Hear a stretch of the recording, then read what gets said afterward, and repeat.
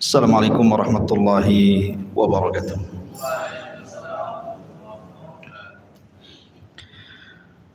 Alhamdulillah wassalatu wassalamu ala Rasulillah wa ala alihi wa sahbihi wa mawalah wa la hawla wa la quwata illa billahi wa ba'du.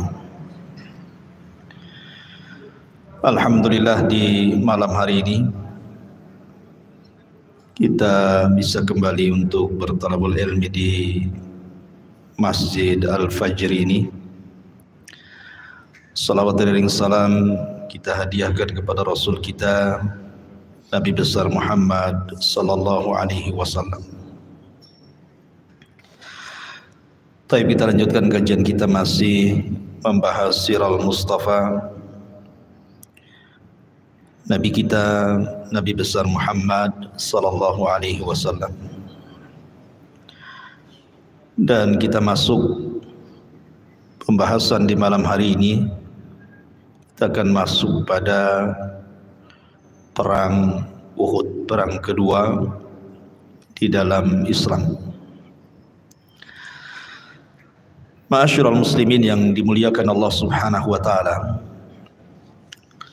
Pada minggu yang lalu atau 2 minggu yang lalu kita bicara tentang perang Badar. Dan perang Badar adalah perang perdana dalam Islam dan Allah menangkan. Ketika Allah menangkan dalam perang Badar inilah, maka kekuatan kaum muslimin yang ada di kota Madinah semakin menguat. Dari sini muncul orang-orang munafik. Karena periode Mekah itu tidak ada munafik. Di Mekah itu hanya ada mukmin dan kafir saja. Munculnya munafik itu di Madinah. Itu pun setelah perang Badar. Kenapa muncul orang-orang munafik di Madinah? Karena munafik itu muncul ketika Islam kuat. Kalau Islam lemah, orang-orang munafik tidak muncul. Ngapain jadi munafik? Jadi kafir sekalian. Islam lemah kan itu, tidak perlu muncul lagi. Langsung aja tampakkan kekafirannya. Tetapi ketika Islam kuat, orang-orang munafik takut. Makanya muncullah para orang-orang munafik, baik dari kalangan orang-orang musyrik yang dikepalai oleh Ubay bin Salul, Abdullah bin Ubay bin Salul, ataupun orang-orang Yahudi yang pura-pura masuk Islam. Jadi bergabung antara munafik Yahudi dan juga munafik musyrikun. Dan ini digambarkan di 2 ayat di dalam permulaan Al-Baqarah. Wa idza laqul ladzina amanu qalu amanna wa idza khalau ila syayatinihim qalu inna ma'akum innama nahnu mustahzi'un. Apabila mereka berjumpa dengan orang-orang yang beriman, para sahabat Rasul, mereka mengatakan kami bersama kalian beriman. Tetapi kalau mereka berjumpa dengan syayatinihim, setan-setan mereka. Siapa setan-setan mereka di sini? Maksudnya munafik Yahudi. Apabila berjumpa dengan munafik Yahudi, mereka mengatakan kami bersama kalian, kami mengaku Islam itu hanya untuk memperolok-olok saja. Adapun munculnya orang munafik Madinah juga dari kalangan Yahudi, Allah firmankan dengan redaksi yang sama, cuma beda sedikit. Wa idza laqul ladzina amanu qalu amanna wa idza khala ba'duhum ila ba'din qala atuhadditsunakum bima fatahallahu ila akhiril ayat. Kalau yang tadi bicara munafik musyrik, kalau yang ini bicara munafik Yahudi. Apabila berjumpa dengan orang-orang yang beriman, kata munafik Yahudi, kalian bersama kalian, kami bersama kalian. Tapi kalau mereka ngumpul sesama mereka, maka orang Yahudi yang baik, mereka akan datang kepada Nabi SAW membenarkan risalahnya sesuai dengan Taurat. Tapi sebagian Yahudi mengatakan atuhadditsunahum bima fatahallahu alaikum liyuhajukum bihi inda rabbikum afala ta'qilun. Buat apa kalian ceritakan kepada mereka, maksudnya Rasul dan para sahabat gitu ya, tentang apa yang ada pada Taurat? Mana akal kalian katanya. Jadi munafik ada dua di Madinah. Ada munafik dari kalangan Khazraj dan Aus, musyrikun. Ada munafik dari kalangan Yahudi. Lah semua bergabung. Taib, kita kembali kepada orang-orang musyrik yang ada di Mekah setelah kekalahan mereka di Badar. Jadi setelah kekalahan mereka di Badar, maka tepat pada hari Sabtu pada bulan Syawal tahun ketiga Hijriah, karena perang Badar kan tahun 2 Hijriah, berarti cuman lewat 1 tahun saja. Badar 2 Hijriah tepat di bulan Ramadan. Kemudian Uhud terjadi di bulan Syawal pada 3 Hijriah setelah Ramadan, tepat di hari Sabtu, di hari sakralnya orang-orang Yahudi tidak boleh ikut perang. Jadi orang-orang kafir Quraisy itu mereka dendam. Makanya kemudian beberapa kabilah dari orang-orang musyrik datang kepada Abi Sufyan. Jadi ada yang mengatakan beberapa kabilah dipimpin, yang pertama Safwan ibn Umayyah, kemudian Abdullah ibn Rabi'ah, kemudian Ikrimah putra Abu Jahal datang menemui Abi Sufyan. Dan ketika itu Abi Sufyan masih musyrik, Ikrimah juga masih musyrik, karena belakangan kedua orang ini masuk Islam. Agar Abi Sufyan ini mempersiapkan pasukan dendam. Kita sudah kalah ini di Badar, sementara kaum muslimin semakin kuat di Madinah. Kalau mereka semakin kuat, bisa saja suatu waktu mereka akan menyerang kita. Kemudian alasan yang kedua, setelah terjadi perang Badar itu hampir 1 tahun, orang-orang musyrik Quraisy itu tidak bisa berniaga kemana? Ke Syam, kecuali harus sembunyi-sembunyi. Karena perjalanan dari Mekah ke Syam itu harus lewat jalur Yathrib, Madinah. Sementara setiap mereka bawa kafilah dagang, maka akan dihadang kaum muslimin. Makanya apa yang terjadi kepada suami daripada Zainab putri Nabi SAW, Abul As ibn Rabi, itu tertangkap ketika melakukan perniagaan setelah Badar. Kemana? Ke Syam. Sehingga kalau ini terus terjadi, bisa terpuruk perekonomian orang-orang kafir Quraisy. Lah dengan dua sebab ini, pertama dendam mereka karena kekalahan di Badar, yang kedua karena perjalanan dagang mereka dihalangi kaum muslimin yang ada di kota Madinah. Dari situlah sepakat Safwan ibn Umayyah, Abdullah ibn Rabi'ah dan Ikrimah ibn Abi Jahal datang kepada Abi Sufyan, dan mereka mengatakan, ya Aba Sufyan, bagaimana kalau kita kompori orang-orang Arab, kita serang Madinah? Akhirnya kemudian Abu Sufyan setuju. Mulailah kemudian menyurati seluruh kabilah yang ada di sekitar Mekah untuk bergabung, dan berhasil sehingga mereka bisa mengumpulkan 3.000 pasukan perang, maksudnya ya, kemudian 3.000 unta dan 200 penunggang kuda. Lah paman Nabi SAW, Abbas ibn Abdul Muttalib, Abbas ibn Abdul Muttalib ketika itu belum masuk Islam. Dia diajak untuk bergabung, tak mau. Akhirnya dia membocorkan penyerangan yang akan dilakukan orang-orang musyrik kepada Nabi SAW. Wajar pamannya. Maka ketika Nabi SAW mendengar bahwa akan ada penyerangan besar-besaran dari orang-orang Quraisy menuju Madinah, maka Nabi SAW mengumpulkan seluruh sahabat-sahabatnya, baik dari kibarus sahabat atau sigharus sahabat, baik orang-orang yang sudah awal-awal masuk Islam atau anak-anak muda yang baru masuk Islam, yang masih semangat jihadnya. Maka Nabi SAW bermusyawarah, bagaimana cara menghadapi pasukan orang-orang Quraisy itu? Apakah kita hadapi tetap kita di dalam Madinah, ataukah kita hadapi di luar Madinah? Terjadilah perselisihan antara orang-orang tua dari kalangan sahabat dengan anak-anak muda. Orang-orang tua dari kalangan para sahabat as-sabiqun al-awwalun, mereka menyarankan agar Rasul tidak keluar dari Madinah, kita hadapi di Madinah. Tetapi anak-anak muda tidak setuju. Anak-anak muda meminta agar Nabi SAW bersama seluruh pasukan menghadapi orang-orang kafir Quraisy itu di luar Madinah. Terjadilah khilaf seperti ini. Lah akhirnya kemudian Nabi SAW pun entah mengapa kemudian setuju dengan anak-anak muda. Tetapi anak-anak muda ini sempat dinasihati oleh orang-orang tua mereka. Kenapa kalian menentang ide Rasul? Bukankah Rasul ingin tetap bertahan di kota Madinah? Tapi kalian memaksa Nabi SAW untuk keluar dari kota Madinah. Biarkanlah Rasul yang memutuskan.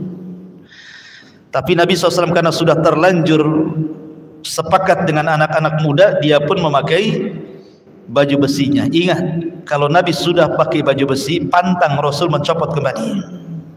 Pasti harus perang.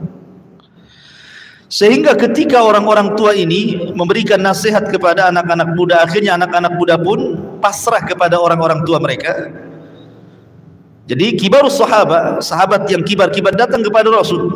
Ya Rasul, bagaimana kalau seandainya kita tetap berada di dalam Madinah? Tapi Rasul mengatakan tidak, karena saya sudah pakai baju besi. Coba kalau kau ngomong tadi sebelum saya pakai baju besi, maka kita hadapi di dalam. Tapi saya sudah pakai baju besi, tidak bisa. Kita harus keluar. Akhirnya disepakati. Kemudian Nabi SAW menghadapi orang-orang musyrik di Uhud. Dan Uhud itu gunung, makanya perangnya disebut perang Uhud, karena terjadi di sekitar gunung Uhud. Lah Nabi SAW tidak banyak membawa pasukan. Ada yang mengatakan 1000 pasukan. Lah 1000 pasukan ini rupanya tidak semua ikut perang. Kenapa? Karena digembosi orang-orang munafik. Lah salah satu yang menggembosinya adalah Abdullah ibn Ubay ibn Salul, tokoh munafik Madinah, yang dulu digadang-gadangkan oleh Khazraj dan Aus menjadi pemimpin. Tetapi kedatangan Nabi SAW, akhirnya Khazraj dan Aus masuk Islam. Dia pun tidak dipandang lagi oleh dua suku ini, karena takut, akhirnya pura-pura masuk Islam. Jadilah dia munafik. Dia kemudian mengatakan kepada Nabi SAW, kayaknya mereka nggak mungkin berani wahai Rasul. Bukankah mereka sudah kalah di Badar? Mana mungkin mereka berani, itu gertak sambal saja katanya. Pasti perang tidak mungkin terjadi. Dari situlah akhirnya banyak para sahabat yang kemudian terpengaruh. Maksudnya bukan para sahabat, orang-orang munafik dan orang-orang yang lemah imannya terpengaruh dengan ucapan Abdullah ibn Ubay bin Salul. Sepertiga pasukan pulang. Nah, bayangkan, dari 1000 itu sepertiga pasukan pulang, tinggal 700-an saja.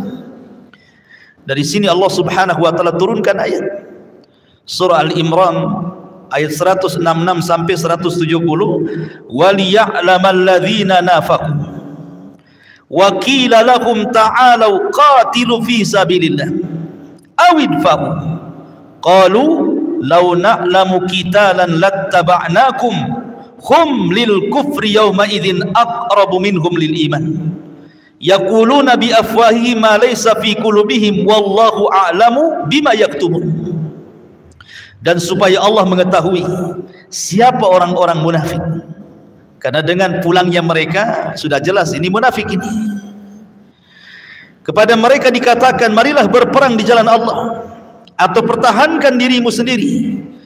Mereka orang-orang munafik berkata, sekiranya kami mengetahui akan terjadi peperangan, tentulah kami mengikuti dirimu. Ini alasan saja. Ya, mereka berkilah saja, sudah jelas mau perang. Mereka mengatakan, sekiranya kami mengetahui terjadi perang, tentu kami akan ikut bersama kamu. Mereka pada hari itu lebih dekat dengan kekafiran daripada keimanan. mereka mengatakan dengan mulutnya apa yang tidak dikandung dalam hatinya, dan Allah lebih mengetahui dalam hatinya, dan Allah lebih mengetahui apa yang mereka sembunyikan. Turun ayat ini membongkar aibnya orang-orang munafik. Al-Imran 166 sampai 170. Maka sepertiga pasukan pulang. Sempat kemudian sebagian tokoh-tokoh Khazraj dan Aus dari kalangan Ansar ciut imannya, ketakutan. Hampir-hampir sebagian mereka pun ingin ikut pulang bersama Abdullah ibn Ubay. Tetapi Allah Subhanahu wa taala kokohkan keimanan mereka sehingga tidak jadi. Dari sini kemudian turun juga dalam Al-Quran Allah mengatakan idh hammat ta'ifataini minkum an tafshala wallahu waliyuhuma wa 'alallahi falyatawakkalul mu'minun.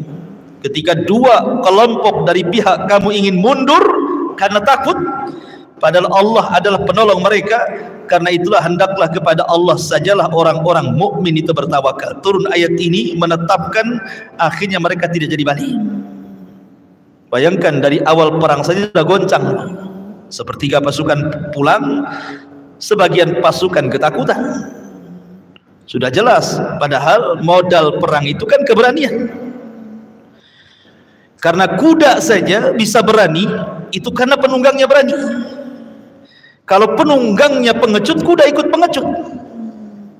Jadi kuda saja sampai terpengaruh dengan penunggangnya. Makanya Allah Subhanahu wa taala sampai turunkan ayat tentang kuda, wal 'adiyati dhabha fal muriyati qadha fa atharna bihi naqqa fa wasatna bihi jam'a. Sampai turunkan tentang masalah kuda. Karena di antara keistimewaan kuda itu tergantung siapa penunggangnya. Kalau penunggangnya berani, kudanya ikut berani. Kalau penunggangnya pengecut, ikut pula pengecut itu kuda itu. Ya. Ma'asyiral muslimin yang dimuliakan Allah Subhanahu wa taala. Maka berangkatlah Nabi sallallahu alaihi wasallam dengan 2/3 pasukan, kemudian membuat strategis di Uhud. Sebenarnya strategis Nabi itu sudah baik. Kalau bukan karena para sahabat pemanah itu mengecewakan Rasul, tentu Allah akan menangkan perang ini. Ma'asyiral muslimin yang dimuliakan Allah Azza wa Jalla, ketika sampai pula di Uhud, maka Nabi sallallahu alaihi wasallam kemudian meletakkan Abdullah ibn Zubair sebagai pemimpin pemanah dengan 50 pasukan, ada yang mengatakan 40 pasukan di Bukit Ainain.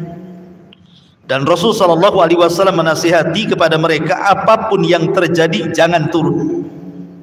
Tetap mereka harus di atas. Sementara dari pasukan orang-orang musyrik, kita tahu bahwa dalam perang Uhud ini pemimpin perang dari kaum muslimin Rasul sendiri. Kemudian Abu Bakar, kemudian Umar, kemudian Hamzah, kemudian Mus'ab, semua dari kalangan muhajirin. Adapun dari kalangan Ansar yang memimpin pasukan adalah Sa'd bin Mu'adz, pemimpin Aus, Sa'd bin Ubadah, pemimpin Khazraj, dan juga Usaid ibn Khudair, seorang yang kalau baca Quran turun malaikat itu, Usaid bin Khudair itu. Sementara orang-orang musyrik, pemimpin mereka adalah Abu Sufyan, Abi Sufyan bin Harb, yang menjadikan terjadinya perang Badar. Itu gara-gara Abi Sufyan tuh. Kemudian Khalid bin Walid ketika itu masih kafir. Dia menjadi pemimpin penunggang kuda, membawa 200 pasukan, tapi tidak ikut perang. Karena Khalid bin Walid ini ahli strategis perang. Biasanya pasukan kuda terakhir dilepaskan kan itu. Kemudian juga Amr bin As belum masuk Islam, ini pemimpin-pemimpin Quraisy ini. Kemudian putra Abu Jahal namanya Ikrimah. Ini pemimpin-pemimpin dari orang-orang Quraisy ini. Lah ketika Nabi sallallahu alaihi wasallam kemudian sudah menunggu mereka di Uhud, sudah diatur strategis, kamu di sini, kamu di sini, kamu di sini, semuanya gitu ya. Maka datanglah pasukan dari orang-orang Quraisy. Dari segi jumlah saja sudah tidak imbang kan. 700 orang melawan 3000 dengan perlengkapan perang yang luar biasa. Sebagaimana umumnya sebelum terjadi peperangan terjadi mubarazah. adu tanding dulu kan itu ya, biasa adu tanding dulu. Mana jagoanmu, ini jagoanku. Maka keluarlah salah seorang pemimpin Quraisy, kemudian menantang jagoan orang-orang yang beriman. Maka Nabi SAW memilih Zubair ibn Awwam. Kata Rasul, ya Zubair, hadapi orang itu. Akhirnya Zubair pun bermubarozah. Di awal pertandingan Zubair langsung bisa menggorok leher jagoan dari orang-orang Quraisy itu. Maka Rasul bertakbir, seluruh kaum muslim bertakbir. Kenapa? Mubarozah ini terkadang menentukan kemenangan, ikhwan. Karena kalau sudah jagoannya kalah, itu ciut itu hati pasukan itu. Ya. Jadi di permulaan peperangan mubarozah kaum muslimin menang.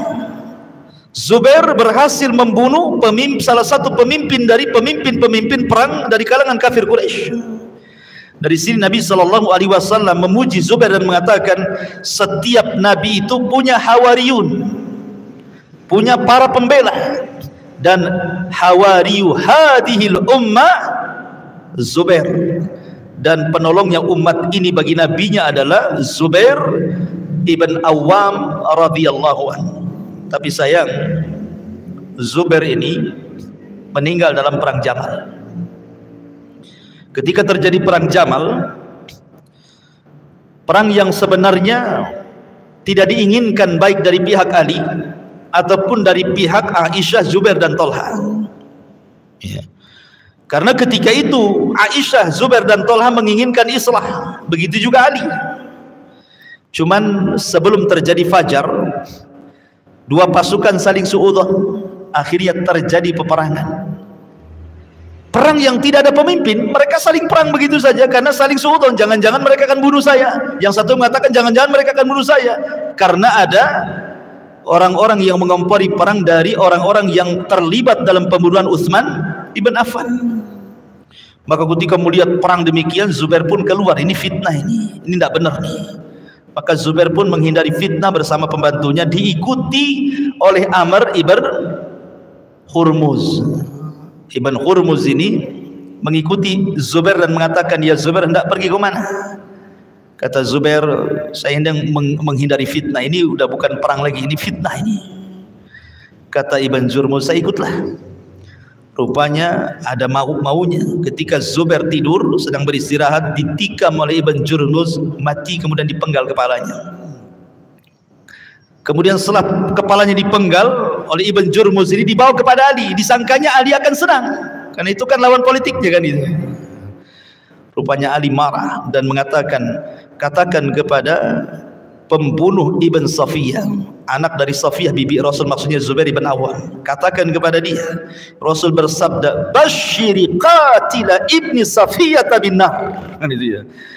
Kasih kabar gembira kepada Ibn Hurmuz bahwa Rasul bersabda, beri kabar gembira kepada pembunuh anak daripada Safiyah dengan neraka. Tahu dia akan dibunuh, larilah Ibn Hurmuz ini. Ya. Tetapi yang jelas bahwa Zubair bin Awwam ini dia menang dalam mubarozah, dan itu menjadi pembangkit semangat kaum muslimin. Terjadilah peperangan yang luar biasa. Nanti akan saya jelaskan beberapa mawakif bagaimana sikap-sikap para sahabat dalam perang Uhud ini. Ma'asyiral muslimin yang dimuliakan Allah Azza wa Jalla, ketika terjadi perang Uhud, betul-betul pecah perang ini, kaum muslimin melawan orang-orang kafir ini. Secara singkat dalam peperangan ini terjadi isu pembunuhan kepada Nabi SAW, karena ketika itu sahabat Mus'ab ibn Umair, dai yang pertama diutus oleh Rasul ke kota Madinah, sehingga dua pembesar Khazraj dan Aus masuk Islam. Akhirnya semua kabilahnya masuk Islam. Namanya Mus'ab bin Umair. Mus'ab bin Umair ini wajahnya mirip dengan Nabi, wajahnya persis mirip dengan Nabi, jalannya juga sama, sehingga ada orang musyrik namanya Ibn Qami'ah, disangkanya dia Nabi. Ya. Tiba-tiba kemudian diserang oleh Ibn Qami'ah ini dari belakang dan berhasil membunuh Mus'ab ibn Umair sampai masuk ke lubang. Maka Ibn Qami'ah langsung membuat isu bahwa dia telah membunuh Nabi SAW. Bayangkan, Nabi diisukan terbunuh di perang Uhud, padahal yang mereka bunuh siapa? Mus'ab ibn Umair. Ketika terjadi berita hoax di mana-mana bahwa Rasul terbunuh, secara otomatis pasukan kaum muslimin kocar-kacir lah kan gitu ya. Mungkin bahasa kita, buat apa lagi kita perang, Nabi sudah mati gitu kan. Lah disinilah ikhwatul fillah muliakan Allah Azza wa Jalla, datang seorang sahabat namanya Anas ibn Nadir. Anas ibn Nadir sebenarnya tidak ikut dalam perang pada awalnya karena dia sedang safar. Tapi pulang ke Madinah mendengar bahwa kaum muslimin sedang perang melawan orang-orang kafir Quraisy. Akhirnya dia nyusul Anas bin Nadir ini. Ketika nyusul, pasukan bercerai-berai. Kemudian terjadi berita pembunuhan Nabi SAW. Oh, Anas bin Nadir bangkit, memberikan semangat kepada para sahabat Nabi SAW. Kata Anas bin Nadir, "Fama tasnauna bil hayati ba'da Rasulillah." Kalian lari tunggang langgang. Apa yang kalian akan lakukan kehidupan kita setelah meninggalnya Nabi SAW? Maka Anas bin Nadir mengatakan, "Qumu famutu ala ma mata alaihi Rasulullah SAW." Bangkit kalian, balik lagi ke peperangan. Kalau Rasul SAW terbunuh, kita juga harus mati syahid bersama Nabi SAW. Akhirnya Anas bin Nadir berhasil membangkitkan semangat orang-orang Ansor, balik lagi ke pasukan. Rupanya Nabi SAW ketika itu dalam kondisi terserang wajahnya. Jadi Rasul itu pakai helm perang, ya. Kemudian ditebas kepalanya sini, belah damnya. Kemudian serpihannya menancap di pipi Rasul. Kemudian gigi depannya rompak atas bawah. Makanya Nabi SAW sempat mendoakan orang-orang yang menjadikan pecah giginya, sebagaimana diriwayatkan atau dikisahkan oleh Ibn Ishaq rahimahullahu ta'ala. Kasurat rabaiyatun Nabi SAW yawma Uhudin wa syujja fi wajhi faja'ala ad-dam yasilu ala wajhi wa ja'ala yamsah ad-dam wa huwa yaqul kaifa yuflihu qaumun syujja wajha nabiyihim. Kata Ibn Ishaq menceritakan bagaimana nasib Rasul di perang Uhud itu.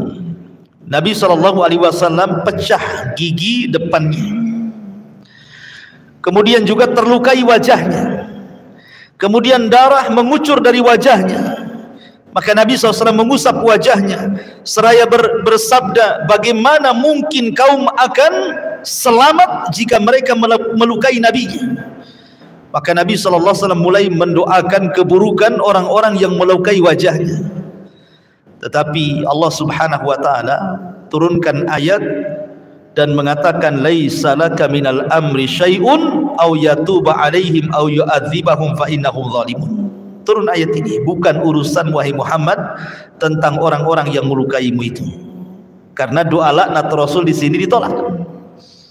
Karena orang-orang yang menyakiti Nabi SAW ketika itu semuanya masuk Islam dan baik Islamnya.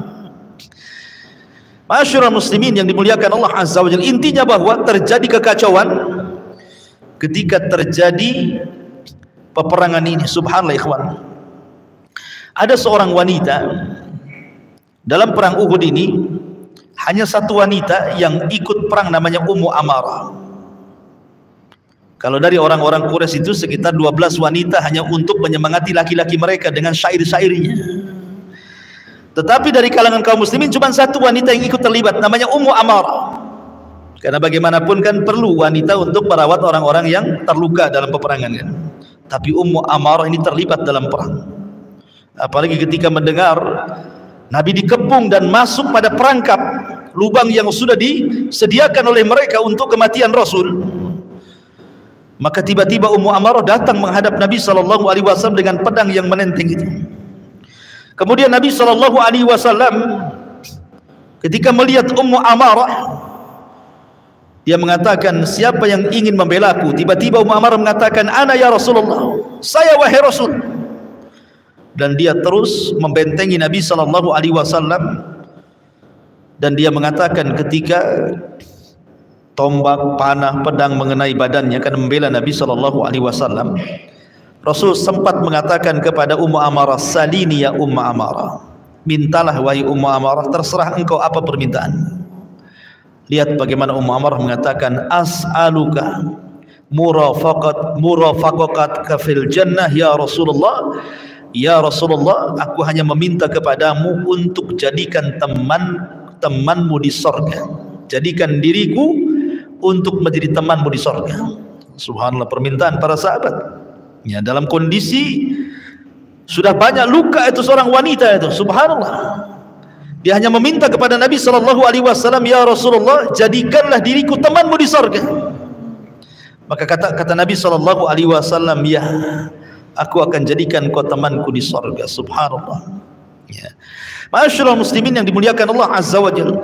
Tetapi yang paling berjasa dalam peperangan, siapa ini? Peperangan dari perang Uhud ini adalah seorang sahabat Nabi SAW yang disabdakan Nabi SAW, namanya Talha ibn Ubaidillah. Sampai Anas ibn Malik radhiyallahu anhu mengatakan seolah-olah perang Uhud itu untuk dia semuanya. Karena saat terdesak, para pemanah dari Ansor itu satu persatu mati ketika menghalangi Nabi SAW dari serangan. Ketika itu tinggal hanya beberapa orang saja, salah satunya adalah Talha ibn Ubaidillah radhiyallahu anhu. Sehingga ketika dia sudah tidak tahan karena luka terlalu banyak, maka Nabi SAW mengatakan, man ahabba an yanzura ila syahidin yamshi ala wajhil ardi falyanzur ila Talha ibn Ubaidillah. Kata Nabi SAW, siapa yang hendak melihat seorang yang syahid yang berjalan di permukaan bumi, lihatlah Talha ibn Ubaidillah, katanya. Luar biasa, mendapatkan tazkiyah Rasul gitu ya, Talha ibn Ubaidillah.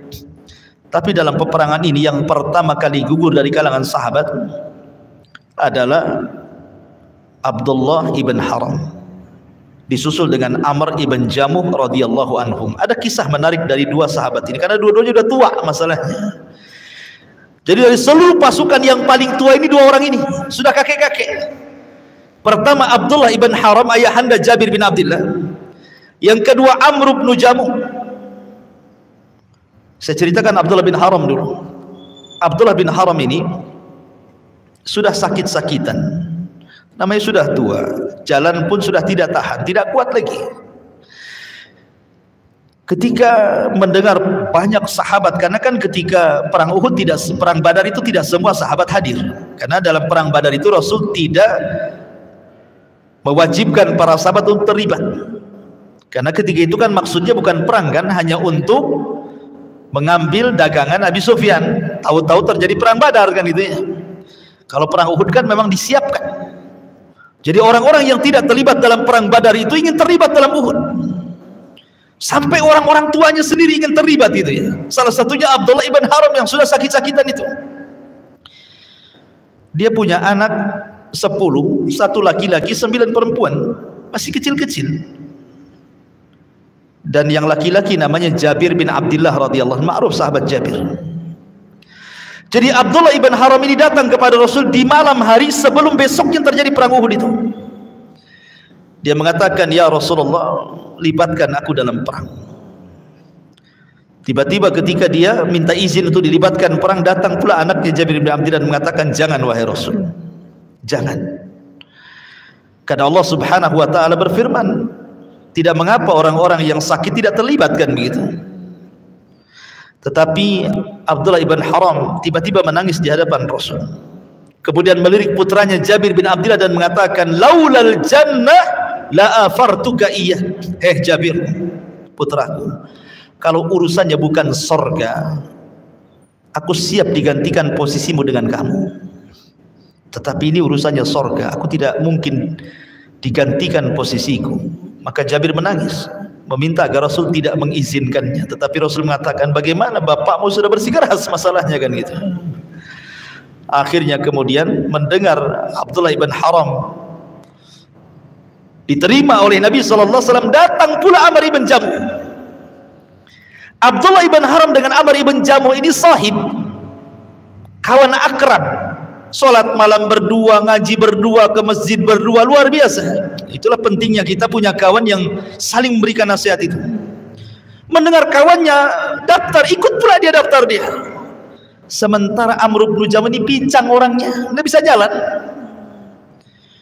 Kemudian dia datang kepada Nabi SAW, ya Rasulullah, masukkan aku dalam jihadmu ini. Datang anak-anaknya meminta kepada Rasul jangan diikut sertakan, macam mana orang pincang ikut perang gitu kan. Tetapi sekali lagi jawabannya sama dengan Abdullah ibn Haram, tetap dia kekeh ingin perang karena kawannya juga ikut perang. Tetapi ketika Nabi SAW mengatakan, wahai Amr ibn Jamuh, posisimu sedang tidak bisa jalan. Ketika dia mendengar seperti itu, dia bersumpah, wallahi ya Rasulullah, aku ingin menginjakkan dengan kedua kakiku di sorga. Aku ingin berjalan di sorga. Nggak apa-apa di dunia aku pincang gitu. Tapi aku ingin menginjakkan kedua kakiku di sorga dan aku ingin berjalan di sorga katanya. Subhanallah, ini orang-orang tua yang patut ditiru ikhwan. Kita saja tidak ada yang seperti orang tua ini, semangat jihadnya luar biasa. Maka betul-betul terjadi peperangan itu ikhwan. Akhirnya yang pertama meninggal Abdullah ibn Haram. Ketika dia meninggal, Allah Subhanahu wa ta'ala mendatangi Abdullah ibn Haram jasadnya ini. Kemudian Allah berdialog dengan rohnya dan mengatakan, tamanna ya abdi, tamanna ya abdi. Wahai hambaku, maksudnya Abdullah ibn Haram, berangan-anganlah engkau. Kira-kira kalau engkau meminta sesuatu kepadaku, kau minta apa?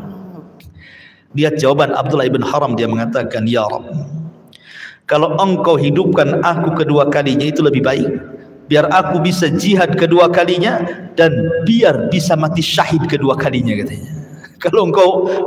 Kalau engkau berkehendak ya Rabb, aku ingin hidup lagi, aku ingin perang lagi bersama Rasul sallallahu alaihi wasallam dan ingin syahid kedua kalinya. Wah, luar biasa ikhwan. Ya. Tapi Allah mengatakan mustahil, orang yang sudah mati tidak mungkin hidup lagi, kata Allah. Kata Abdullah bin Haram mengatakan, kalau begitu habarkan posisiku di sisimu ya Rabb kepada putra-putraku, kepada anak-anakku, kepada Rasul sallallahu alaihi wasallam, kepada para sahabat, posisiku di sisimu ya Rabb. Dari situ Allah Subhanahu wa taala turunkan ayat bagaimana Allah Subhanahu wa taala menjelaskan tentang kondisi Abdullah ibn Haram. Am hasibtum gimana? Ayat tentang masalah orang-orang yang mati syahid, apakah kau menyangka bahwa orang yang mati syahid itu mati? Amwatan bal ahya inda rabbihim yurzakun. Apakah kau kira bahwa orang-orang yang mati syahid itu mati? Tidak, mereka hidup dan mereka akan mendapatkan rizki di sisi Allah Subhanahu wa taala. Ayat ini turun kepada siapa? Abdullah ibn Haram. Makanya ketika selesai terjadi perang Uhud, Jabir ini anaknya mencari-cari jasad ayahnya. Kemudian ketika melihat jasad ayahnya Abdullah ibn Haram, maka diletakkan kepalanya di paha dan Abdullah ibn Zabir pun menangis. Maka Rasulullah SAW lewat di situ dan mengatakan, ya Jabir, tabki aw la tabki, menangis atau kau tidak menangis ya Jabir, bapakmu sudah dinaungi malaikat dengan awan di atas kepalanya. Jadi ada awan yang menaungi sehingga tidak tersengat-sengatan matahari. Kemudian Rasul mengatakan, ya Jabir, tabki aw la tabki, menangis ataupun tidak menangis, sesungguhnya ayahmu telah diajak oleh Allah berbicara tanpa ada penerjemah. Ayahmu sudah diajak bicara oleh Allah tanpa penerjemah, langsung antara dia dengan Allah Subhanahu wa taala. Kemudian Rasul mengatakan, kuburkan dia bersama sahibnya Amr bin Jamuh, karena semasa di dunia keduanya adalah sahabat yang tidak pernah berpisah untuk beribadah kepada Allah Azza wa Jalla. Akhirnya dikuburkan tuh Abdullah ibn Haram dengan Amr ibn Jamuh dalam satu lubang. Oh, luar biasa ya. Masyarul muslimin, kembali ke perang Uhud. Ketika Nabi sallallahu alaihi wasallam mempersiapkan pasukan, maka ada seorang sahabat namanya Abu Dujana. Abu Dujana radhiyallahu anhu. Kata Nabi sallallahu alaihi wasallam, ya Abu Dujana. Ketika itu Rasul memegang pedang dan mengatakan, siapa yang ingin memegang pedangku asal dia memberikan hak kepada pedang ini. Kemudian datang Abu Dujana dan mengatakan, ya Rasul, serahkan pedang itu kepadaku. Kata Rasul, kau bisa melaksanakan hak pedang itu? Kata Abu Dujana, apa hak pedang itu wahai Rasul? Aku tebas wajah musuh dengan pedang ini. Akhirnya Abu Dujana bersumpah untuk menebas wajah musuh dengan pedang Nabi SAW. Akhirnya ketika terjadi betul-betul perang Badar itu, maka Abu Dujana dengan keberanian karena memegang pedang Rasul, dia berjalan seolah-olah orang sombong karena pegang pedang Rasul gitu ya. Kata Nabi SAW, sesungguhnya Allah tidak suka orang berjalan dengan sombong kecuali hari ini. Karena sombong dalam peperangan itu boleh, menipu dalam peperangan itu boleh. Makanya Rasul mengatakan al-harbu kaidun katanya. Perang itu tipu daya, asal menang kan gitu ya. Tapi di luar peperangan tidak boleh. Tidak boleh sombong, tidak boleh menipu, dan itu hanya ada di peperangan saja supaya intinya menang. Maka dibolehkan tipu daya dalam peperangan itu. Ma'asyiral muslimin yang dimuliakan Allah Azza wa Jalla. Tapi pertanyaannya, apakah ketika terjadi perang Uhud Rasul membunuh orang? Kan Rasul sudah 2 kali perang nih. Pertama perang Badar, yang kedua perang Uhud. Pernahkah engkau mendengar apakah Rasul membunuh orang dengan tangannya maksudnya ya? Ketika perang Badar atau ketika perang Uhud, sebagian ulama mengatakan Rasul tidak pernah membunuh siapapun kecuali 1 orang di perang Uhud. Namanya Ubay ibn Ka'ab. Ya. Ma'asyiral muslimin, jadi Rasul tidak pernah membunuh siapapun. Jadi Ubay ibn Khalaf, bukan ibn Ka'ab, Ubay ibn Ka'ab sahabat Nabi, Ubay ibn Khalaf. Jadi ada kasus begini, kenapa Rasulullah SAW membunuh Ubay ibn Khalaf dalam perang? Rasul tidak pernah membunuh orang dalam peperangan, baik dalam perang Badar tidak membunuh orang dengan tangannya maksudnya ya, ataupun Uhud juga sama, kecuali Ubay bin Khalaf, karena ada kasus. Jadi ketika Rasul masih di Mekah belum hijrah, Nabi SAW sedang menunggang kuda kesayangan Nabi SAW. Kemudian berjumpa dengan Ubay bin Khalaf di tengah jalan. Kemudian berbincanglah kedua orang ini, Rasul dan juga Ubay bin Khalaf, sampai kepada Ubay bin Khalaf emosi. Kemudian mengatakan, ya Muhammad, apakah kuda ini kau rawat dari kecil? Kata Rasul, ya, nanti ku bunuh kuda ini katanya. Maka Nabi SAW mengatakan, bal aqtuluka, bahkan aku akan bunuh kamu katanya. Nah, dari sini Rasul sudah bersumpah untuk membunuh siapa? Ubay ibn Khalaf. Makanya ketika terjadi perang Uhud, sahabat hendak membunuh Ubay bin Khalaf, kata Rasul, jangan, da'uhu, tinggalkan dia, aku yang akan membunuhnya katanya. Maka akhirnya Nabi SAW membunuh Ubay ibn Khalaf. Dia ingin teringat dengan kisah di Mekah karena sudah janji ingin membunuh dia kan, karena dia hendak membunuh kudanya. Kata Rasul, aku akan bunuh kamu, dan itu terjadi di perang Uhud. Jadi Rasul tidak pernah membunuh siapapun dalam peperangan, kecuali perang Uhud dia membunuh Ubay ibn Khalaf dengan tangannya karena pernah mengancam Nabi SAW di Mekah. Ma'asyiral muslimin yang dimuliakan Allah Azza wa Jalla, intinya bahwa dalam peperangan ini memang luar biasa. Perang ini digambarkan di dalam Al-Quran bagaimana kaum muslimin mengalami kekalahan. Allah Subhanahu wa taala berfirman menggambarkan perang Uhud ini. Iyamsaskum qarhun faqad massal qauma qarhun mislu wa tilkal ayyamu nudawiluha bainan nas wa liya'lamallahu alladhina amanu wa yattakhidha minkum syuhada wallahu la yuhibbudz zalimin. Am hasibtum an tadkhulul janna wa lamma ya'lamillahu alladhina jahadu minkum wa ya'lamas sabirin. Jika kamu pada perang Uhud mendapat luka, maka mereka pun dalam perang Badar mereka pun dapat luka. Rasul mengingatkan, kita sudah pernah menang di perang Badar loh. Jika kalian terkadang terluka, orang-orang musyrik pun terluka dalam perang Badar kan itu. Mereka mendapatkan luka yang serupa, dan masa kejayaan dan kehancuran itu akan kami gilirkan di antara manusia. Wa tilkal ayyam nudawiluha bainan nas. Namanya hari-hari itu digilir, kadang menang kadang kalah, itu sudah wajar. Karena manusia itu tidak lepas dari dua yang berlawanan, kadang menangis, kadang tertawa, kadang sedih, kadang bahagia, kadang berpisah, kadang berkumpul, kadang kalah, kadang menang, kan begitu ya. Wa tilkal ayyam nudawiluha bainan nas. Kenapa kemudian hari-hari itu diputarkan? Agar Allah membedakan orang-orang yang beriman dengan orang-orang kafir. Jangan ketika menang saja kalian kuat imannya, ketika kalah pula ciut imannya, gitu maksudnya. Dan agar sebagian kamu dijadikannya gugur sebagai syuhada, sebab kalau tidak terjadi kekalahan, tidak ada orang mati syahid. Justru dengan terjadi kekalahan itu banyak orang mati syahid, dan kita tahu bahwa syahid itu adalah keinginan setiap orang yang beriman.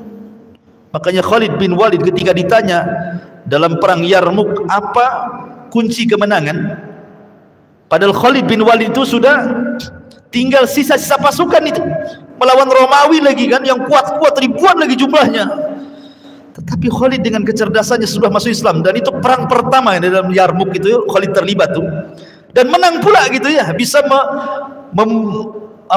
mengusir mundur lawan gitu, sehingga orang Romawi hebat kali Khalid ini, pasukan kecil kok bisa memukul mundur pasukan besar. Dan orang Romawi, kita tahu Romawi adalah negara didaya, negara terkuat di zaman itu ya kan, bersama Persia. Khalid hanya mengatakan kunci kemenangan kami li'annana nuhibbul mauta kama tuhibbul haya, karena kami cinta dengan kematian, mati syahid sebagaimana kalian cinta kehidupan, tidak takut akan kematian. Artinya bahwa kalau tidak terjadi kekalahan, tidak ada yang mati syahid kan itu. Makanya Allah Subhanahu wa taala menyinggung agar sebagian kamu dijadikannya gugur sebagai syuhada. Kemudian Allah mengatakan, dan Allah tidak menyukai orang-orang zalim, dan Allah membersihkan orang-orang yang beriman dari dosa mereka dan membinasakan orang-orang kafir. Menunjukkan bahwa di perang Uhud memang terjadi kekalahan. Kemudian juga Allah Subhanahu wa taala mengatakan, qad khalat min qablikum sunanun fasiru fil ardi fanduru kaifa kana akibatul mukadzibin hadza bayanu lin-nasi wa huda wa mau'izatan lil muttaqin wala tahinu wala tahzanu wa antumul a'launa in kuntum mu'minin. Sungguh telah berlalu sebelum kamu sunnah-sunnah Allah, karena itu berjalanlah kamu ke segenap penjuru bumi dan perhatikanlah bagaimana kesudahan orang-orang yang mendustakan rasul-rasul itu. Kemudian Allah mengatakan, inilah Al-Quran, sebuah keterangan yang jelas untuk semua manusia dan menjadi petunjuk serta pelajaran bagi orang-orang yang bertakwa. Kemudian Allah mengatakan, wala tahinu wala tahzanu wa antumul a'launa in kuntum mu'minin. Janganlah kamu merasa lemah karena kalah. Kekalahan itu bukan kelemahan. Ya. Kemudian jangan pula bersedih hati. Kekalahan bukan untuk ditangisi. Sebab kamu paling tinggi derajatnya jika engkau betul-betul beriman. Makanya ketika ada seorang wanita dari Ansar, sepulangnya para mujahidin yang selamat gitu ya, dikatakan kepada wanita ini, ayahmu terbunuh. Wanita ini mengatakan, ma sana'a Rasulullah, apa yang dilakukan Rasul? Kemudian dikatakan lagi, suamimu terbunuh. Dia mengatakan, ma sana'an Nabi sallallahu alaihi wasallam, apa yang dilakukan Nabi? Kemudian dikatakan lagi, saudaramu terbunuh. Dia mengatakan, ma sana'an Nabi sallallahu alaihi wasallam, apa yang dilakukan Rasul? Kemudian orang ini mengatakan, alhamdulillah Rasul selamat. Maka dia mengatakan, kullu musibatin ba'daka ya Rasulullah jalalun. Setiap musibah setelah mendengar engkau selamat wahai Rasul, semua sirna. Padahal ayahnya mati, suaminya mati, saudaranya mati, tapi ketika mendengar Rasul sallallahu alaihi wasallam selamat, hilang semua musibahnya. Lihat keteguhan. Ini seorang wanita ini, bukan laki-laki, seorang wanita dari kalangan Ansar. Dihabarkan kepadanya ayahnya mati, suaminya mati, saudaranya mati. Ketika mendengar Rasul selamat, setiap musibah setelah dirimu wahai Rasul selamat, jalalun, hilang sirna semuanya. Luar biasa kan? Itulah jiwa sahabiah ya. Wanita-wanita di zaman Nabi sallallahu alaihi wasallam luar biasa. Ya kan? Ma'asyiral muslimin yang dimuliakan Allah Subhanahu wa taala. Baik, ada beberapa mawaqif sahabat-sahabat Nabi sallallahu alaihi wasallam yang berjuang dalam perang Uhud. Pertama, Mukhairik. Mukhairik ini orang Yahudi. Dia masuk Islam. Ya. Jadi Mukhairik ini dia terlibat dalam perang Uhud. Dia mengajak orang-orang Yahudi untuk terlibat. Bukankah kalian sudah ada perjanjian dengan Nabi dalam piagam Madinah? Kalau diserang, kita sama-sama nyerang, kan begitu ya? Itu jelas sebagaimana sudah saya jelaskan tentang bulir-bulir piagam Madinah itu kan. Artinya kalau diserang, semua orang-orang Madinah harus membela diri, kan gitu. Mau terlibat, mau Yahudinya, mau Nasraninya, mau siapa harus bergabung itu. Tetapi alasan orang-orang Yahudi tidak mau nolong Nabi, alasannya apa? Karena perangnya terjadi di hari Sabtu, kan gitu. Lagi-lagi hari Sabtu itu hari sakral bagi mereka. Tapi kata Mukhairik ini, ya itu dalam kondisi kita menyerang, tapi kita sedang diserang. Kenapa kalian membela hari Sabtu? Apa kalian takut perang? Akhirnya tetap orang-orang Yahudi tidak mau gabung. Ya. Lah dari sini akhirnya kemudian Mukhairik pun bergabung dalam peperangan. Dan dia membela Nabi sallallahu alaihi wasallam, faqatala ma'u hatta qutil. Maka dia pun kemudian perang bersama Nabi dalam Uhud sampai dia mati syahid. Maka Nabi SAW mengatakan, Mukhairikun khairul Yahud. Mukhairik adalah orang yang masuk Islam dari kalangan Yahudi dan dia sebaik-baik Yahudi.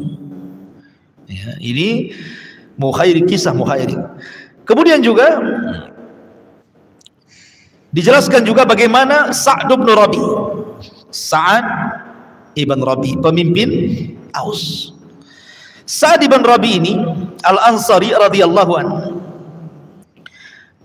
Dia ikut terlibat dalam perang Uhud dan dia menjadi pemimpinnya. Ingat, Sa'ad ibn Rabi ini luar biasa membela Nabi sallallahu alaihi wasallam. Bahkan saat wafatnya Sa'ad ibn Rabi ini, arsy Allah Subhanahu wa taala tergoncang. 70.000 malaikat turun mengiringi jenazahnya Sa'ad ibn Rabi ini. Bahkan Rasul mengatakan kalau seandainya ada orang yang selamat dari himpitan kubur, maka Sa'adlah orangnya.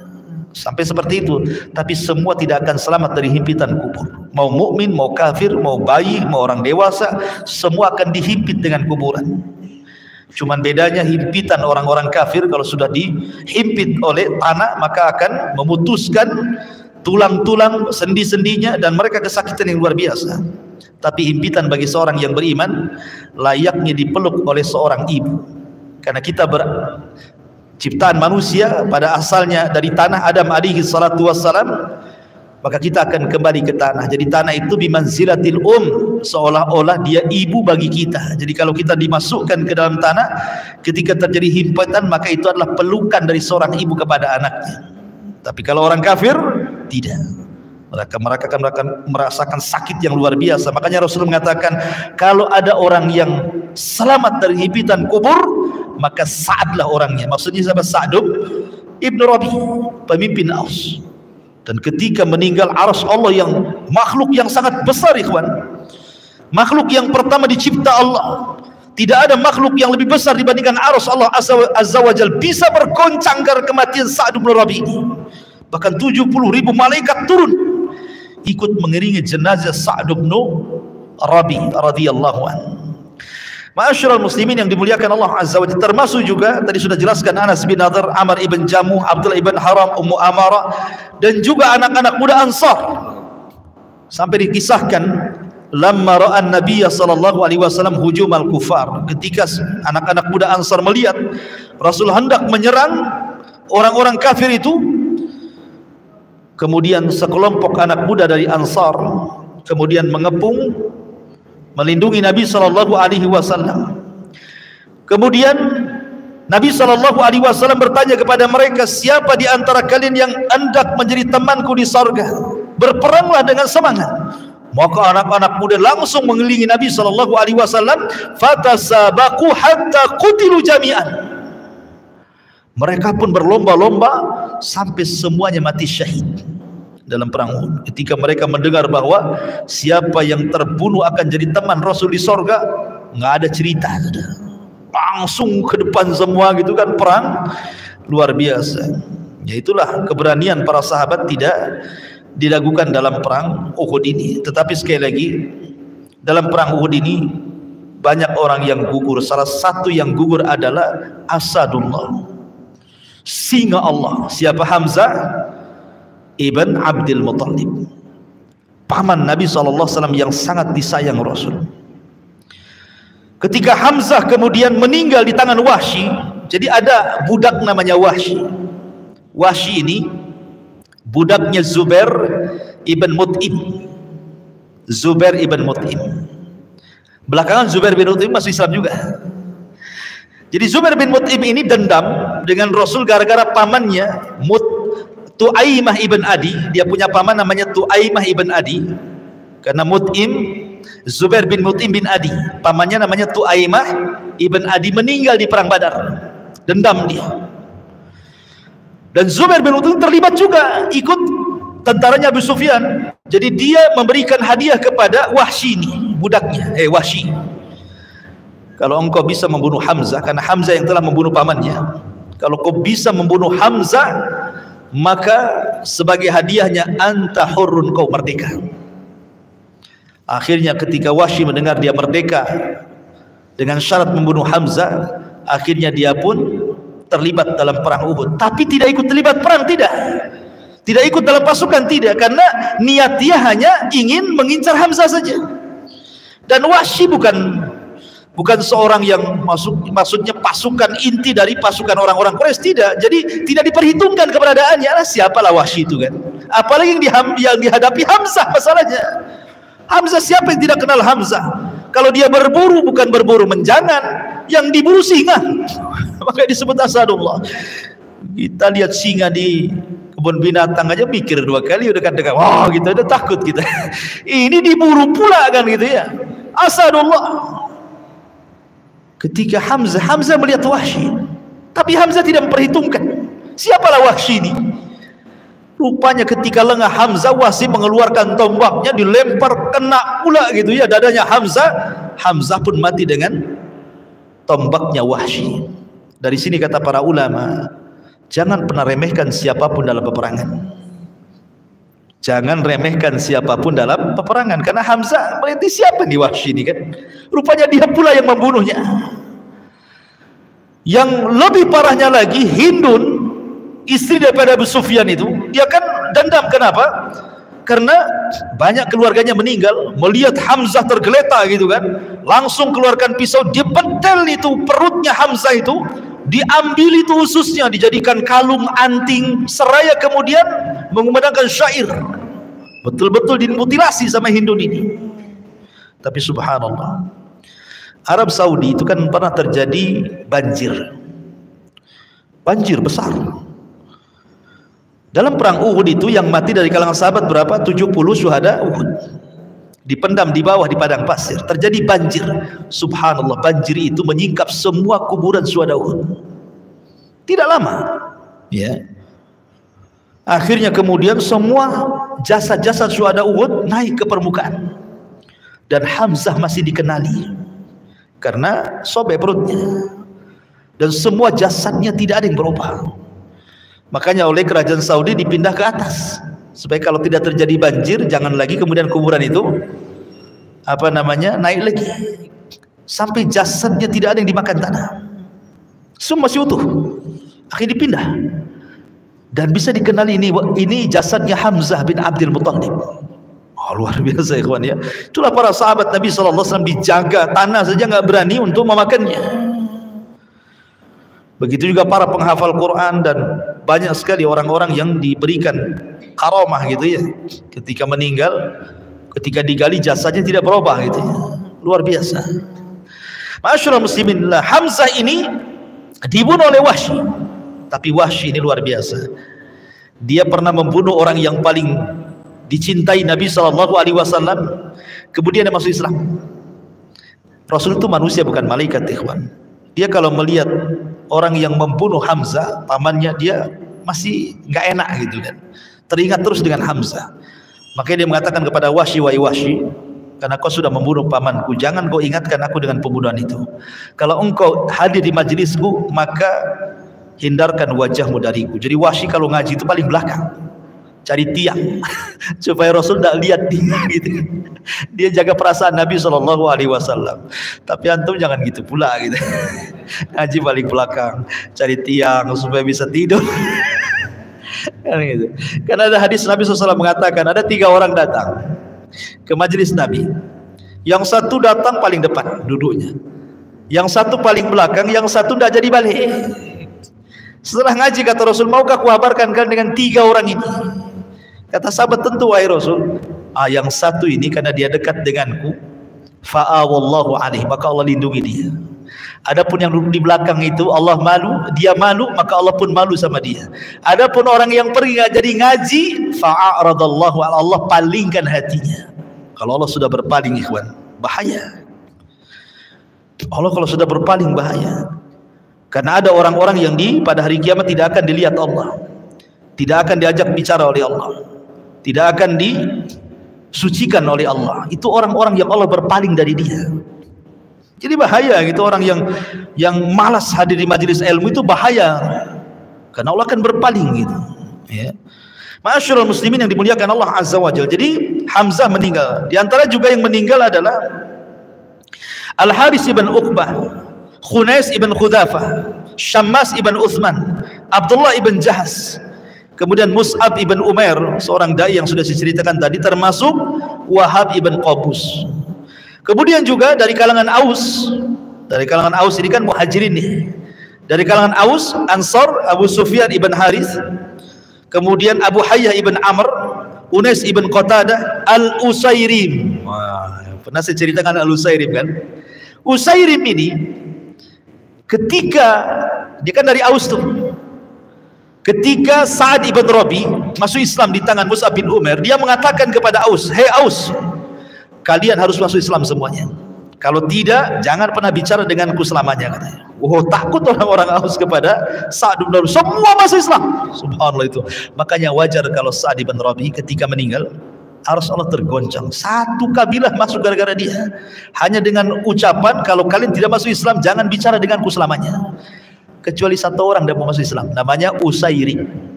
Kamu masuk Islam dia. Yeah. Tetapi ketika perang Uhud, ketika lihat kabilahnya ikut terlibat, dia ingin membela kabilah bukan karena Islam, dia belum masuk Islam. Cuman dia karena hamiyah jahiliyah, biasalah bela kabilah kan, kesukuan itu biasa gitu. Dia daftar perang hanya ingin bela kabilahnya saja. Kata Rasul, tidak bisa. Dalam perang ini nggak ada bela-bela kabilah. Kalau kau ingin perang, bersyahadat. Akhirnya Usyairim terpaksa bersyahadat dia. Karena itu syaratnya perang masalahnya kan. Asyhadu an la ilaha illallah wa asyhadu anna Muhammadar Rasul. Masuklah dia dalam peperangan. Mati di perang. Kata Nabi SAW, maukah, Abu Hurairah menceritakan di hadapan para sahabat, maukah kutunjukkan kepada kalian seorang sahabat tidak pernah ruku, tidak pernah sujud 1 kali, tapi sekali mati masuk surga paling tinggi gitu ya. Sahabat, siapa itu? Kata Abu Hurairah, dialah Usairim. Usairim benar, kisahnya luar biasa ya. Kemudian juga dari kalangan Aus, Al-Haris ibn Anas ibn Rafi, Al-Haris ibn Aus ibn Mu'ad, Sa'labah, kemudian Hubaib ibn Zaid, Handalah ibni Abi Amir. Kisah Handalah lagi ya. Jadi ada Handalah ini, sampai disebut Handalah itu ghasilul malaikah. Orang yang dibesarkan malaikat itu namanya Handalah ibn Abi Amir. Kenapa kok dia dibesarkan malaikat? Jadi malam itu ketika dia sedang berhubungan dengan istrinya, belum mandi junub, setelah berhubungan belum mandi junub dia, tiba-tiba Rasul mengutus seseorang untuk berteriak, "Ya khairullah hirkabu." Wahai para pendekar-pendekar perang, berkumpul kalian. Kalau itu Handalah belum mandi junub tuh, langsung ikut terlibat dia dalam peperangan. Akhirnya Allah takdirkan Handalah ini mati syahid. Ketika syahid, malaikat berdatangan merebut Handalah, rohnya ini kemudian dimandikan para malaikat. Makanya disebut Handalah ghasilul malaikah. Dan Handalah ini luar biasa ketakutan kepada nifaq. Dia datang kepada Abu Bakar Siddiq radhiyallahu anhu dan mengatakan, "Ya Rasulullah, Jangan-jangan saya munafik wahai Abu Bakar. Kata Abu Bakar, kenapa wahai Hanzalah? Begini, aku kalau hadir di majelis Nabi, Nabi cerita sorga, kayaknya sorga ada di pelupuk mataku nih. Atau ketika Nabi bercerita tentang neraka, takutnya luar biasa, seolah-olah neraka itu ada di pelupuk mataku. Ketika aku pulang berjumpa dengan keluargaku, dengan kolegaku, dengan pekerjaanku, kayaknya surga neraka itu dongeng saja kayaknya. Lupa kayaknya. Apa sih ini munafik wahai Abu Bakar? Kata Abu Bakar, wah, apa yang kurasakan juga tuh. Gitu. Kalau gitu kita datanglah ke Nabi lah. Ayo kita katakan apa yang seperti ini munafik nih. Datang keduanya kepada Abu Bakar. Dan juga Abu Bakar dan Hanzalah ini kepada Rasulullah. Apakah kami munafik? Kata Rasul, kenapa? Kami kalau hadir di majelis ya Rasul kau cerita surga dan neraka, soalnya seolah-olah surga neraka itu ada di pelupuk mata kami. Tapi ketika kami sibuk dengan keluarga, dengan pekerjaan, hilanglah seolah-olah tidak ada surga, tidak ada neraka. Akhirnya kata Rasulullah SAW sambil mengatakan kepada Hanzalah, tidak wahai Hanzalah, akan tetapi kata Rasul, ya Hanzalah sa'atan, akan tapi ya Hanzalah, walaupun kau sibuk dengan dunia, tapi dalam kesibukan itu berikan kesempatan untuk hadir di majelis ilmu. Kadang-kadang kau ngaji, kadang-kadang kau kerja, kadang-kadang kau ngaji, kadang-kadang kau kerja. Jangan sama sekali tidak ngaji, gitu maksudnya. Pentinglah hadir di majelis ilmu. Karena kalau orang sudah ngaji itu Islamnya di masjid saja biasanya. Kalau sudah masuk pasar udah nggak jadi orang muslim, jadi orang kafir. Udah biasa ganjal timbangan, kurangi meteran, kasih buah-buah busuk di dalam. Gitu kan. Tidak, Islamnya itu di masjid saja. Udah masuk pasar hilang Islamnya kan itu ya. Makanya Rasul mengatakan kepada Hanzalah, sa'atan, ya sekali-kali kau hadir di majelis taklim, sekali-kali kau juga mencari dunia, seperti itu. Supaya jangan jadi orang munafik gitu maksudnya. Kemudian juga diantara yang meninggal dari kalangan Aus juga Rifa'ah ibn Abdul Munzir, Zaid ibn Hatim, dan banyak lagi ya, tidak saya sebutkan satu-satu karena 70 orang. Adapun dari kalangan Khazraj, Abu Buhairah ibn Haris, Anas ibn Nadir, tadi yang saya katakan bagaimana menyemangati para sahabat luar biasa Anas ibn Nadir, Aus ibn Arqam, Aus ibn Thabit, Iyas ibn Adi, Nu'man ibn Malik, Sabit ibn Amr, kemudian Kharijah ibn Zaid, kemudian juga Zakwan ibn Abdi Qais, kemudian Rifah ibn Amr ibn Zaid, Rafi ibn Malik, seorang pemanah handal, termasuk Sa'd ibn Rabi, Sa'id ibn Suwaid, Sulaim ibn Al-Haris, dan banyak lagi intinya, termasuk Amr ibn Jamu, Qais ibn Makhlad, Malik ibn Iyas, dan banyak lagi. Jadi semua yang mati syahid dari kalangan Muhajirin dan Ansar berjumlah 70 syuhada Uhud. Tapi dari kalangan orang-orang musyrik ya sekitar 22 orang yang mati konyol. Ya, kalau kalangan muslimin yang mati syahid sekitar 70 syuhada Uhud. Wallahu alam, ini diantara kilas pandang dari perang Uhud. Kalau kita detailkan memang panjang itu ya ceritanya, dan insya Allah mungkin kekurangannya kita lanjut di lain kesempatan.